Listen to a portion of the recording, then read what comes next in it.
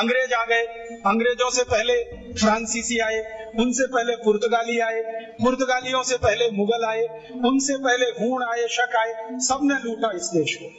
और जो बाहर से आया हुआ लुटेरा होता है ना, उसका एक ही धर्म है कि वो यहाँ से जो भी कुछ है लूट कर ले जाए, और वो यहाँ से जो भी कुछ लूट कर ले जाए उसके लिए आवश्यक है कि जिसका वो धन और संपत्ति है वो उसको लूटने के लिए छोड़े।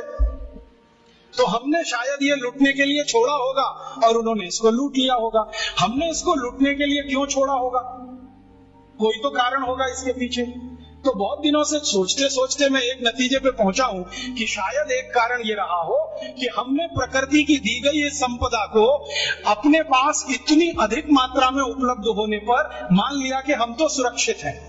जैसे घर में बहुत सारा धन धान्य हो ना तो गरीबी की कल्पना नहीं आती, घर में बहुत सारा पैसा हो ना तो बेरोजगारी की कल्पना नहीं आती, घर में सब कुछ भरा पूरा हो तो अभाव का जीवन क्या होता है पता ही नहीं है। तो यहाँ सब भरा पूरा था, हमें कल्पना ही नहीं थी कि एक दिन ये लुटते लुटते इतना कम हो सकता है कि हमारे लिए विदेशों से लाना पड़े।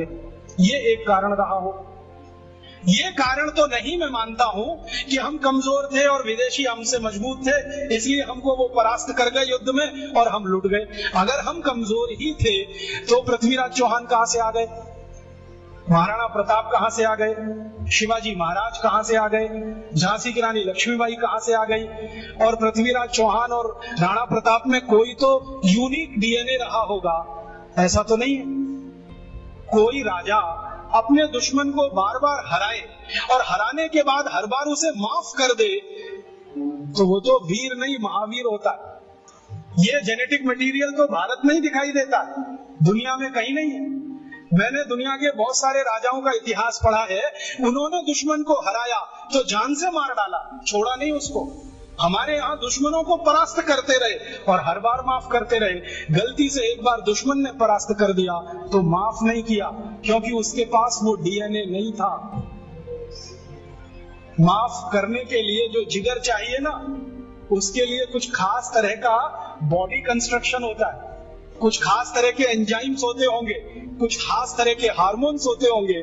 तो पृथ्वीराज चौहान में तो होंगे, उनके दुश्मन में नहीं रहे होंगे। तो हम कमजोर तो नहीं थे, हमारा इतिहास बार बार बताता है कमजोर तो नहीं थे, ताकतवर तो थे। तो फिर परास्त कैसे हुए, हारे कैसे? शायद इसी से जो पृथ्वीराज चौहान की कहानी बताती है कि दुश्मन को हराया छोड़ दिया। हमारे शास्त्रों में एक मंत्र है, वो है तो संस्कृत में, मैं सीधे हिंदी में बताता हूं। वो मंत्र ये कहता है कि दुश्मन को, आग को, कर्जे को और बीमारी को कभी नहीं छोड़ना चाहिए। दुश्मन को, आग को, बीमारी को और कर्जे को कभी अधूरा नहीं छोड़ना चाहिए। दुश्मन को अगर छोड़ दिया तो वो ही मारेगा। फिर भारत की आजादी के पिछले 60 साल का इतिहास गवाह है, हर बार पाकिस्तान को हराया, हर बार हमने छोड़ा। 48 में हराया, छोड़ दिया। 65 में हराया, लाहौर तक हम पहुंच गए, फिर छोड़ दिया। 71 में हराया, फिर छोड़ दिया। कारगिल में हराया, फिर छोड़ दिया। और आज वही पाकिस्तान नाक बन के डस रहा है, हर तीसरे दिन बम ब्लास्ट करा रहा है इस देश में। तो शास्त्र का मंत्र है, मेरा नहीं है, कि दुश्मन को छोड़ना नहीं चाहिए कभी भी। अगर हाथ में आ गया खत्म कर दो।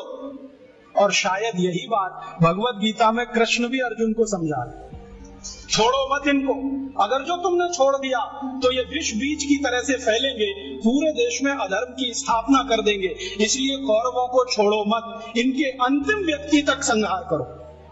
शायद कृष्ण को शास्त्रों का ज्यादा ज्ञान रहा होगा, पृथ्वीराज चौहान को उतना नहीं रहा होगा।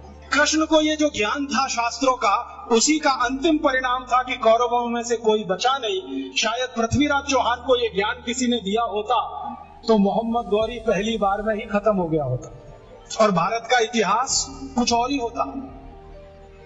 तो ये ज्ञान की कुछ कमी रह गई। और आज के व्यवहारिक जीवन में भी हम जानते हैं कि अगर आपने आग को जलता हुआ छोड़ दिया तो वो घर को जला देगी, गांव को भी जला देगी। अगर कर्जे को बकाया छोड़ दिया तो वो कर्जा आपको जिंदगी भर के लिए जर खरीद गुलाम बना देगा। और जो बीमारी को थोड़ा भी छोड़ दिया तो वो आपको पता नहीं किस स्वरूप में पटक देगी, ले जाएगी। तो ये ज्ञान की कुछ कमी आई होगी हम में, शायद हजारों साल की गुलामी में ज्ञान कम हो जाता होगा। मेरे गुरु हैं जिनका नाम है श्री धर्मपाल, बहुत बड़े इतिहासकार हैं, वो बार बार मुझे ये कहते हैं कि देखो, जिस देश में गुलामी आ जाती है, जिस समाज में गुलामी आ जाती है, उस समाज का सब कुछ चला जाता है, उनका ज्ञान चला जाता है, उनकी परंपराएं चली जाती हैं, मान्यताएं चली जाती हैं, व्यवस्थाएं टूट जाती हैं, सब कुछ चला जाता है। तो शायद 1200 साल की गुलामी ने ज्ञान में कुछ कमी लाई हो, और ये हम सोचना भूल गए हो कि दुश्मन को अधूरा मत छोड़ो, इसी कारण से हम परास्त हुए, बाकी कोई दूसरा कारण नहीं था। ईस्ट इंडिया कंपनी से भारत के राजाओं के जो संघर्ष है ना, उसमें भी यही कहानी दिखाई देती है। 1825 में दक्षिण भारत में एक बड़ी रानी है जिसका नाम है कित्तूर चेन्नम्मा। वो अंग्रेजों को परास्त करती है, युद्ध में हराती है और उनको बाइज्जत बरी कर देती है कि जाओ तुम।